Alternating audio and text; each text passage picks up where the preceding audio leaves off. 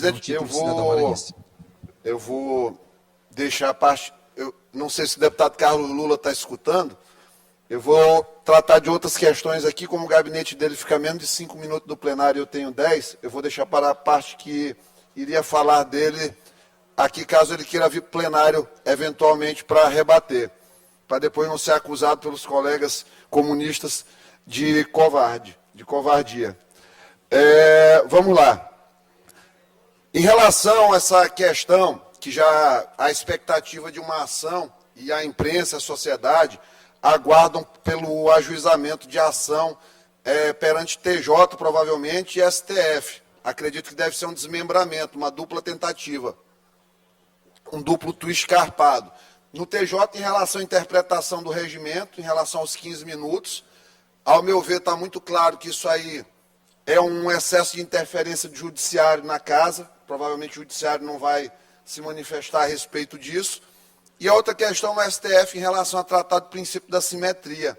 Também não adentraria nesse mérito, a não ser que caia na mão do Flávio Dino para fazer um duplo twist escarpado em relação a isso. Até porque lá em cima, no Congresso Nacional, nós temos um sistema bicameral e aqui é um sistema unicameral, monocameral. Então, não dá para a gente fazer uma interpretação total e uma simetrização total do que vem lá de cima, tem que ser exatamente aqui embaixo.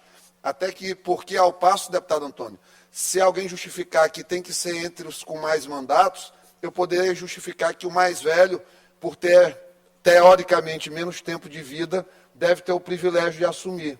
Então, é uma coisa que é muito dependente de quem está analisando e não se consegue formar um consenso claro. O fato claro que há é que as casas têm o direito de se autorregularem também, claro que com limites balizados, mas aí adentrar numa questão tão específica seria um excesso de interferência do Supremo.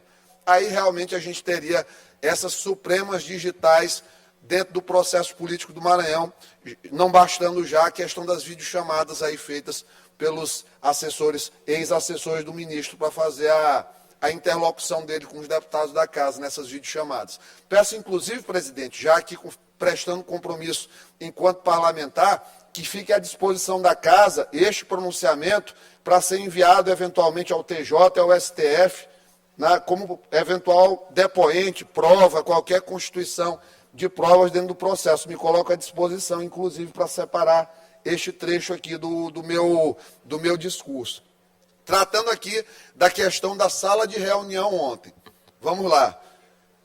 Fico pensando, se não existisse o Marcos Brandão, que o deputado Otelino trouxe aqui como uma coisa ruim, eu acho que não existiria articulação no governo Brandão. De jeito nenhum, interlocução com a Casa dos Deputados.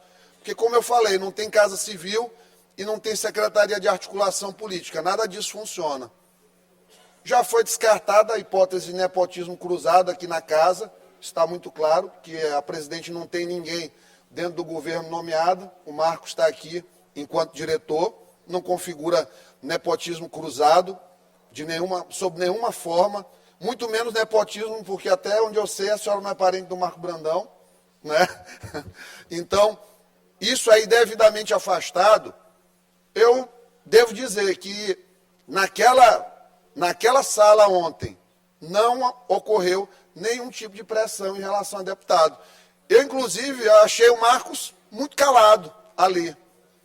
E em um dado momento ele disse, se tivermos que perder, vamos perder, mas nós não vamos nos entregar. Então, dou, como uma pessoa que sempre sobe à tribuna para falar a verdade, esse testemunho de dizer que não teve nenhum tipo de coerção, nada disso. Inclusive, quem conversou com os deputados foi a presidente Iracema, candidata. Normal. Como o deputado Otelino conversou com os que são dele, até tivemos aí a felicidade de ter 12 votos do deputado Otelino na reunião com a presidente Iracema. O que é uma coisa muito especial, que além dos que votaram nela, ainda tivemos a gentil presença de 12 deputados que votaram com o presidente Otelino, alguns ainda com a desfaçatez de dizer que votaram com ela, mas que agora, por terem sido questionados, iam votar com o Otelino. Rapaz, mas é cada coisa, é cada conversa para boi dormir, que eu fico impressionado nessa casa. Mas assim, A política é bonita e, ao mesmo tempo, tragédia, porque ela permite que as traições ocorram e, no outro dia, as pessoas estejam dialogando e tentando repactuar. E eu estou vendo isso aí muito claramente na casa. Alguns que votaram contra ontem, que são verdadeiros Judas porque estão do lado da presidente, e a gente sabe que não votaram nela, mesmo tendo posições de destaque aqui, hoje não vieram, obviamente, envergonhados aqui na casa.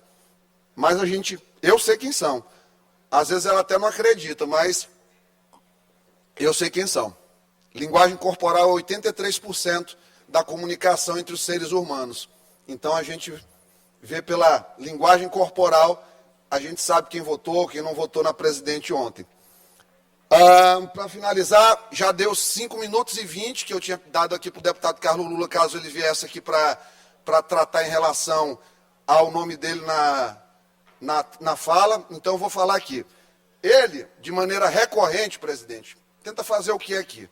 Ele virou fiscal de pronunciamentos, em geral, os meus pronunciamentos. Nós temos prerrogativas que estão no artigo 53 da Constituição Federal. Relação à imunidade, inviolabilidade, por quaisquer palavras. Mas é muito estranho, o tempo todo aqui tem um advogado dito constitucionalista, o tempo todo querendo cessear pronunciamento.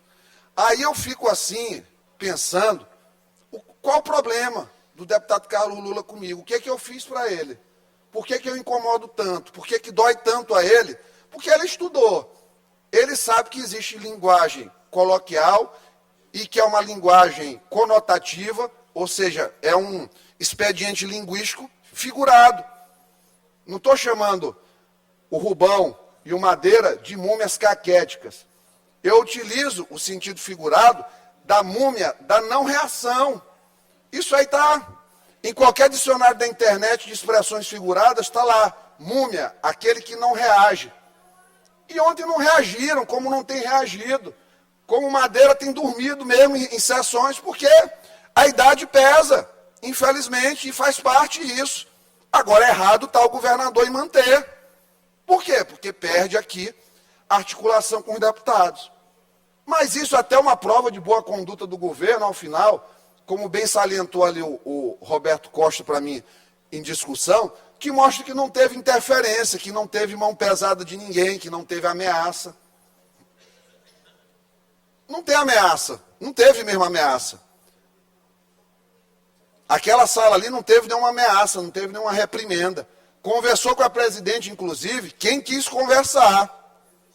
Quem ficou esperando ali para ouvir dela alguma coisa.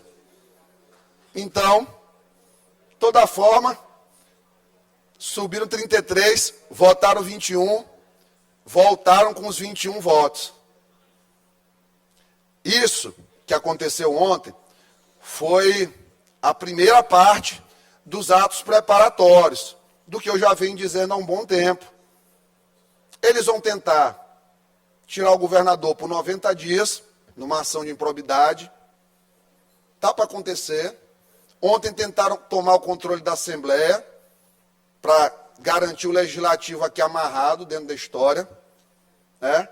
Depois vai vir uma operação da Polícia Federal para tirar a capacidade de quem ainda tem uma boa relação com o governo de defendê-lo, para constranger e tentar afastar o governador do Estado. Esse aqui é o jogo que está sendo jogado em Brasília. Vocês da imprensa têm a missão institucional de repercutir isso aí. Eu peço a vocês que entendam que isso é uma quadra histórica importante, porque está sendo desenhada um afastamento de governador democraticamente eleito, inclusive pelo grupo que tenta tirá-lo hoje, e que aqui terão uma voz para sempre denunciar isso. Vai ter. Porque eu não vou, diferente do que o Rodrigo Lago disse, que o Flávio Dino foi o melhor governo da história, eu afirmo que foi um dos piores, porque foi o que inchou a folha do Estado, que dimensionou o Maranhão para ter um ICMS de 30,5%, maior do Brasil, que hoje o governo está arrebentado, porque ficaram as contas para pagar, e o ICMS era de 30%, é de 22%. Mas não é por isso que eu estou dizendo que o governador está certo, não. porque eu acho que ele tinha que cortar um monte de coisa aí. E ele não corta. Então eu divido completamente em relação a isso. E não voto, adianto aqui para o governo, não voto e vou fazer campanha contra qualquer tentativa de aumentar 1% que seja de qualquer imposto para o cidadão maranhense daqui para frente. Não cola mais isso aí. Ou corta a secretaria, ou zero imposto a mais aqui nessa Assembleia, sob a minha vigilância que não vai ter. Muito obrigado.